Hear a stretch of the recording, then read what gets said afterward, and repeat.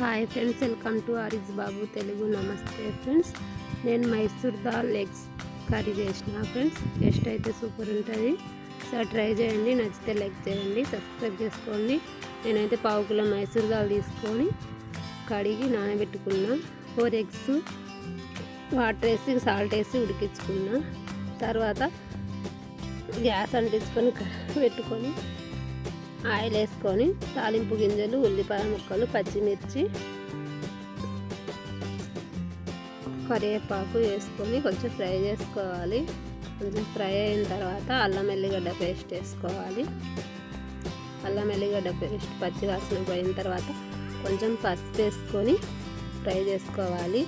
ఈ Mysore dal egg curry రైస్లో కానీ రోటీలో కానీ టేస్ట్ అయితే సూపర్ ఉంటుంది ఫ్రెండ్స్.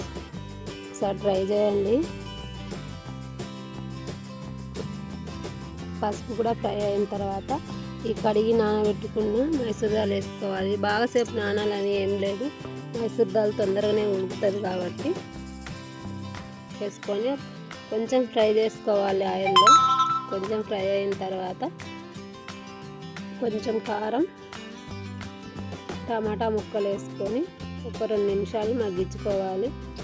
కారం మగ్గిన తర్వాత టమాటా ముక్కలు వేసుకోవాలి. టమాటాలు కూడా కొంచెం మగ్గించుకోవాలి. తర్వాత వాటర్ వేసుకొని 2 నిమిషాలు ఉడికించుకుంటే సరిపోతుంది. దీనికి ఎక్కువ టైం ఏం పట్టదు, మైసూర్ దాల్ తొందరగానే ఉడుకుతుంది కాబట్టి. తర్వాత ఉడికించుకున్న ఎగ్స్ వేసుకొని ఉడికించుకోవాలి.